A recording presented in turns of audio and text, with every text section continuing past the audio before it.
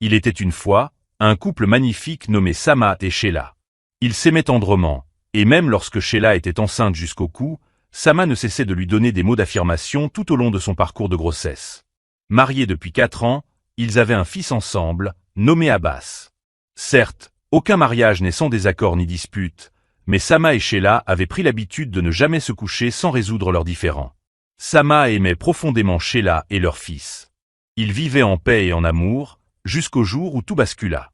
Un matin, alors que Sama s'apprêtait à partir pour le travail, il commença à réconforter sa femme avec des mots d'amour. « Ma chérie, l'amour que j'ai pour toi se renouvelle chaque jour comme une pâquerette. Ne t'inquiète pas, nous traverserons cette grossesse ensemble, comme nous l'avons fait auparavant. Tu es ma joie et mon cœur qui bat, et je te promets de protéger toi et notre fils Abbas. Je t'aime tant, dit Sama. » Sheila, les yeux rivés sur son mari, souriait en rougissant. Elle continua de sourire lorsqu'il la prit dans ses bras. « Chérie, quand tu accoucheras, je te promets de t'acheter une nouvelle voiture, ajouta Sama. Sheila, les bras levés de bonheur, le serra étroitement. « Tu es le meilleur mari du monde, mon roi, répondit-elle. Quelques minutes plus tard, Sama partit. C'était déjà midi, le calme régnait, c'était un samedi et le marché était plutôt calme. Alors que Sama étudiait son livre de comptes, un appel lui parvint, qui bouleversa sa vie. Il décrocha. « Bonjour monsieur, excusez-nous de vous informer, mais le bateau transportant vos conteneurs a coulé en pleine mer avec les autres. Nous sommes profondément désolés. » Sama, un homme d'affaires prospère, avait été encouragé par un ami à prendre un prêt à la banque pour propulser son entreprise à de nouveaux sommets. Lorsque Sama en parla à sa femme, elle lui conseilla de ne pas prendre le prêt, car un emprunt supérieur à son capital pouvait rapidement ruiner son affaire. Cependant, Sama reçut une offre d'un contact étranger qui souhaitait vider ses stocks et cherchait un acheteur pour une somme modique. C'était une occasion en or. Bien qu'il hésitât, Sama se laissa tenter. Après l'avoir réfléchi, il décida de prendre le prêt, sans en parler à Sheila, pensant qu'elle s'opposerait. Il mit en gage sa boutique et leur maison et obtint une somme conséquente de la banque. Avec cet argent, il loua un grand entrepôt pour accueillir les 2 conteneurs de marchandises. En apprenant la nouvelle de la perte des conteneurs, Sama laissa tomber son téléphone de ses mains. « Que ai-je fait ? Ma maison, ma boutique. Oh, mon Dieu !» s'écria-t-il en se précipitant chez lui. « Sheila, je suis fini, je suis ruiné. » Il entra dans le salon, les mains sur la tête, suant et criant. Sheila, confuse, sortit en courant pour comprendre la situation. « J'ai pris le prêt de la banque. J'ai utilisé notre maison et notre boutique en garantie pour conclure l'affaire dont je t'avais parlé, et maintenant les conteneurs sont perdus en mer. » Sheila, les larmes aux yeux, le réconforta tout en murmurant « Je t'avais dit de laisser tomber cette affaire. Et maintenant regarde ce que tu nous as fait. » Toute la nuit, Sama resta éveillé, attendant l'aube pour chercher de l'aide. Dès que le jour se leva, il alla voir ses amis, les uns après les autres, mais chacun avait une excuse pour ne pas l'aider. Brisé par leur refus, Sama se souvint de le chef à gaz, l'un des hommes les plus riches du marché, bien que les rumeurs le disent ritualiste. Désespéré, Sama décida de solliciter l'aide de le chef à gaz. Le soir, il se rendit à son immense demeure, où Agaz l'accueillit dans son majestueux salon et lui demanda la raison de sa visite. Sama lui raconta tout. Le chef Agaz lui proposa son aide, mais à une condition, qu'il rejoigne son culte secret. Sama refusa catégoriquement et quitta la maison. Les semaines passèrent et la situation de Sama s'aggrava. Pour rembourser certaines dettes, il dut vendre sa voiture. Lorsqu'il ne put plus honorer son prêt, la banque ferma sa boutique et lui donna 2 jours pour libérer leur maison. Il retourna chez ses amis, implorant leur aide, mais tous refusèrent encore une fois. La veille de l'expulsion, désespéré et sans sommeil, Sama réalisa qu'il n'avait plus le choix. Il se rendit chez le chef à gaz et accepta finalement son offre. « Je ne laisserai pas ma femme enceinte et mon enfant souffrir, » dit-il en regardant le chef à gaz, qui souriait en lui demandant d'attendre. Il sortit avec un grand miroir et un bâton enveloppé d'un tissu rouge. Il dit à Sama de prendre le bâton et de frapper le miroir 3 fois, puis de boire dans la coupe qu'il avait aussi posée sur la table. Sama fit ce qu'il lui avait dit, et, étonnamment, le miroir ne se brisa pas. Il but également dans la coupe comme le chef à gaz lui avait demandé. Le chef sourit et sortit un sac d'argent. « C'est tout ?» demanda Sama en souriant timidement. Le chef hocha la tête. Sama le remercia, prit le sac d'argent et se dirigea vers sa maison. Son téléphone n'arrêtait pas de sonner, mais il ne voulait pas répondre.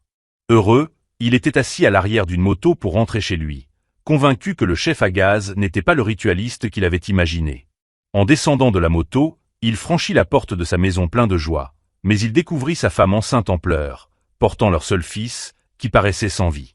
Sama lâcha immédiatement le sac d'argent et se précipita vers sa femme. Il prit Abbas dans ses bras, vérifia son pouls, mais il ne ressentit rien, l'air avait cessé, et il réalisa avec horreur que Abbas était vraiment mort. Éberlué, il demanda à Sheila ce qui s'était passé. J'étais avec lui quand il a commencé à crier et à se tenir la tête, puis il est tombé. J'ai pris notre bébé et... il était mort, juste comme ça. Mon Abbas est parti, sanglota-t-elle, la voix brisée. Je t'ai appelé, mais tu n'as pas répondu. Pourquoi? Pourquoi nous? Pleurait-elle, des larmes roulant sur ses joues, sans s'adresser à personne en particulier. Une réalisation poignante frappa Sama. Il se rappela ce qu'il avait fait chez le chef à gaz. Cela signifiait-il qu'il avait sacrifié son fils unique pour de l'argent?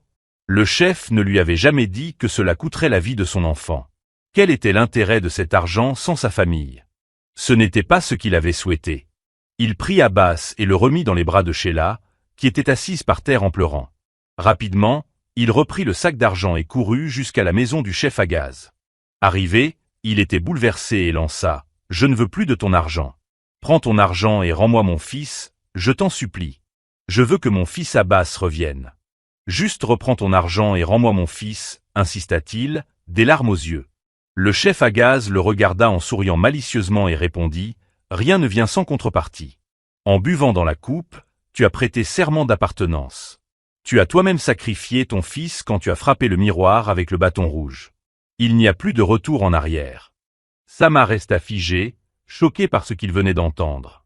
Il n'avait jamais imaginé les conséquences de ses actions. Son besoin d'argent avait obscurci son jugement. Tu as de la chance, tu as encore une femme enceinte chez toi. Elle pourra te donner d'autres enfants. Regarde-moi, je n'ai ni femme ni enfant, mais j'ai de l'argent. Sama, désespéré, cria en interrompant le chef, je ne veux pas de ton argent. Garde ton argent et reste loin de ma vie. Mais en essayant de quitter la maison du chef à gaz, il se sentit comme figé sur place. Si tu refuses l'argent, ta femme et ton enfant à naître te suivront. Tu es déjà engagé, tu dois choisir entre ta femme et l'argent. Il n'y a pas de retour possible. Sama retourna lentement au salon, les larmes aux yeux. Comment le chef à gaz savait-il même que sa femme était enceinte? Il se trouvait maintenant pris au piège. La vie de sa femme bien-aimée Sheila était en jeu, tout cela le même jour. Il n'avait jamais voulu tout ça. Il voulait seulement que sa femme et son fils Abbas soient heureux et à l'abri. Résigné, Sama prit le sac d'argent, en larmes, et sortit de la maison du chef. Il vit le chef le sourire aux lèvres. De retour chez lui, il trouva Sheila pleurant encore devant leur fils décédé. Sachant que cette scène n'était pas bonne pour elle dans son état, il la consola, l'emmena à l'intérieur, et emporta le corps de son fils. Sama utilisa l'argent pour rembourser sa dette auprès de la banque et il lui en resta encore pour investir dans son entreprise. Lorsque Sheila lui demanda d'où venait cet argent, il lui dit qu'un vieil ami, perdu de vue, l'avait miraculeusement appelé et décidé de l'aider après qu'il lui avait tout expliqué, et elle le crut. Quelques semaines plus tard, Sama, qui avait récupéré sa boutique des mains des autorités bancaires, connut un succès fulgurant dans les affaires. Son commerce doubla, et des rumeurs commencèrent à circuler, disant qu'il avait sacrifié son fils pour devenir riche. La nouvelle parvint à Sheila, qui commença elle aussi à douter de Sama, surtout en raison de son nouveau mode de vie. Maintenant, il s'isolait pour passer des appels lorsqu'il était avec elle, et la nuit, il sortait en douce pour revenir quelques minutes plus tard. Sheila lui parla des rumeurs, mais il les nia pour sa sécurité. Sheila décida de découvrir ce que faisait Sama chaque nuit. Lorsqu'il se leva du lit comme d'habitude, il vérifia si Sheila dormait. Elle fit semblant de dormir profondément. Sama sortit comme toujours, et Sheila le suivit discrètement. Il se dirigea vers une pièce qui avait toujours été vide et ouverte, mais depuis la mort de Abbas, Sama la verrouillait. Sama ferma la porte derrière lui, et elle n'entendit plus rien. Elle retourna au lit et observa l'endroit où Sama avait caché la clé qu'il avait utilisée pour ouvrir la porte. Le lendemain, après que Sama soit parti pour son travail, Sheila ne pouvait plus attendre. Elle était trop curieuse de découvrir ce qui se trouvait dans cette pièce et pourquoi son mari y allait chaque nuit. Elle prit lentement la clé de l'endroit où Sama l'avait laissée et s'avança vers la pièce. Elle voulait ouvrir la porte, mais quelque chose la retenait. elle avait peur. Finalement, elle trouva le courage d'ouvrir la porte avec ses mains tremblantes. La pièce était sombre, avec des rideaux noirs, et remplie de symboles étranges et récents, avec une odeur forte et nauséabonde. Sheila entra et s'approcha d'un petit cercueil posé dans la pièce, et à sa plus grande surprise, il contenait son fils mort, Abbas. Sama, sur le chemin de son travail, s'arrêta soudainement, ressentant que quelque chose n'allait pas. Il appela plusieurs fois sa femme, mais elle ne répondait pas. Il fit demi-tour rapidement et rentra à la maison, rongé par l'inquiétude. Sheila, dévastée, se couvrit la bouche pour éviter de crier, les larmes coulant sur son visage. Elle ne pouvait pas croire ce qu'elle voyait, son propre mari était responsable de la mort de leur unique enfant. Mais pourquoi? Pourquoi Sama lui aurait-il pris sa joie? Sheila essaie de reculer, mais elle glissa et tomba lourdement au sol. Son ventre commença à lui faire mal, ainsi que sa taille. Elle resta là, allongée, pleurant à chaudes larmes. Elle était tellement brisée. Une pensée la traversa soudain. Si Sama avait pu tuer leur unique fils, peut-être pourrait-il la tuer elle aussi. Elle ne pouvait plus lui faire confiance. Rassemblant sa force, Sheila se releva. Elle entendit le bruit d'une voiture entrant dans la cour. Cela devait être Sama. Elle essuya ses larmes, sortit de la pièce en se tenant la taille, referma bien la porte et remit la clé à sa place avant de retourner au lit. Sama entra et vit sa femme allongée, en train de pleurer. Il s'approcha d'elle et lui demanda pourquoi elle pleurait. Sheila lui dit qu'elle était tombée dans leur chambre et que son ventre lui faisait mal. Sama prit le temps de lui masser la taille pour soulager sa douleur. Sheila ne pouvait pas contrôler ses larmes. Plus elle regardait son mari, plus elle pleurait, se demandant comment tout avait pu si mal tourner. Sama avait toujours été un mari aimant. Que s'était-il passé? Quelque chose clochait, elle devait lui parler et comprendre. Chérie, l'appela Sheila en larmes. Oui, ma chère, répondit Sama en la regardant dans les yeux. La peur dans ses yeux révéla à Sheila que tout n'allait pas bien avec son mari. Elle décida de dire autre chose. Ça ira, tu devrais y aller, dit Sheila en enlevant les mains de Sama de son ventre. Sama sentit que quelque chose n'allait pas. Il la regarda et essuya ses larmes avec son doigt. Il tenta de l'embrasser sur les lèvres, mais elle détourna le visage. C'était la confirmation que tout n'était pas normal. Il l'embrassa sur le front, soupira, et dit « Je reviendrai, et on discutera mieux ». Puis il quitta la pièce en essayant un sourire. Sheila était agitée, des pensées tourbillonnaient dans sa tête comme une mer déchaînée. Que devait-elle faire? Pouvait-elle survivre en vivant sous le même toit que son mari s'il avait pu tuer leur unique fils, qu'il chérissait tant? Qu'en était-il d'elle? Si elle décidait de fuir, où irait-elle? Elle était très enceinte et allait bientôt accoucher. Si elle allait chez ses parents, Sama viendrait la chercher. Quel était son chemin à suivre? Plus elle tentait de répondre à ces questions, plus elles se multipliaient. Elle prit son téléphone pour appeler ses parents et leur dire ce qu'elle venait de découvrir. Mais, en y repensant, elle se dit que Sama pourrait finir par tuer ses parents aussi. Sheila se sentait perdue et sans option. Sama arriva à son lieu de travail, mais il n'était pas tranquille. Il n'avait jamais vu une telle peur dans les yeux de sa femme. Quelque chose n'allait vraiment pas avec elle. Mais qu'est-ce que ça pouvait être? Cela faisait un moment qu'ils avaient perdu leur fils Abbas.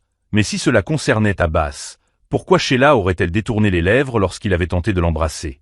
Un appel arriva sur le téléphone de Sama. C'était le chef à gaz. Il lui demanda de venir le voir. Sama alla chez le chef à gaz, le salua en entrant, mais le chef resta silencieux, le fixant avec un regard sévère. « Que se passe-t-il, chef? Ai-je fait quelque chose de mal ?» demanda Sama, intrigué. « Je t'avais prévenu, j'avais tiré ton oreille. »« Oui, j'avais été très clair quand je t'ai averti, » répondit le chef d'un ton glacial. Sama, apeuré et curieux, continua de regarder le chef à gaz. « On t'avait dit de ne rien dire à ta femme sur ta source d'argent ou de ne pas lui montrer ton sanctuaire secret, sinon elle mourrait avec son enfant à naître. » Sama, confus, protesta qu'il n'avait rien dit à sa femme. Cela lui faisait toujours mal de lui mentir, même s'il le faisait pour la protéger. « De quoi parlez-vous » demanda-t-il au chef en tremblant de tout son corps. « Je ne lui ai rien montré ni dit. »« Alors tu as été négligent, et elle est allée fouiller dans ta pièce secrète, » répondit le chef. Sama comprit enfin ce qui s'était passé. Quand il avait vu sa femme, elle savait tout, et c'est pour cela qu'elle avait rejeté son baiser. « Tu devras la tuer ou perdre tout ce que tu possèdes, y compris ta propre vie, » ajouta le chef. Sama tomba à genoux en pleurant comme un enfant.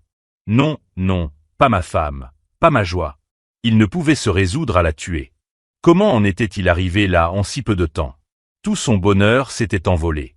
Monsieur, ce n'est pas ce pourquoi j'avais signé, murmura-t-il, terrifié par le piège sans issue dans lequel il se trouvait. Il se traîna à genoux devant le chef, les mains jointes, suppliant « Je vous en supplie, épargnez ma femme, épargnez-la, s'il vous plaît. » Sama n'arrêtait pas de supplier. « Tu as 24 heures pour le faire toi-même, ou tu paieras de ta vie et de ta maison, » répondit le chef avant de le laisser là. Sama resta à terre, allongé, pleurant toutes les larmes de son corps. Tout ce à quoi il pouvait penser, c'étaient les doux souvenirs qu'il avait partagés avec sa femme et leur fils défunt. Il se souvenait des innombrables fois où sa femme l'avait encouragé avec amour, jusqu'à ce qu'il progresse dans ses affaires. Elle avait toujours été une source de paix pour lui. Il se rappelait aussi comment elle l'avait mis en garde contre le business qui l'avait conduit dans cette situation infernale. « Que ai-je fait » murmura-t-il pour lui-même, la gorge serrée de remords. « Que ai-je fait » Il se redressa, désespéré. Si sa femme mourait, toute cette richesse n'aurait plus aucun sens. Et s'il ne la tuait pas, elle serait tuée par le chef, et lui aussi mourrait. Prenant une décision, il essuya ses larmes. Il devait tout expliquer à sa femme pour qu'ensemble, ils cherchent une solution. Il se leva, quitta la maison du chef et rentra en voiture. Mais, en arrivant chez lui, il appela sa femme et n'obtint aucune réponse. Il entra dans leur chambre, mais elle n'y était pas. Il tenta de l'appeler, mais son téléphone était éteint.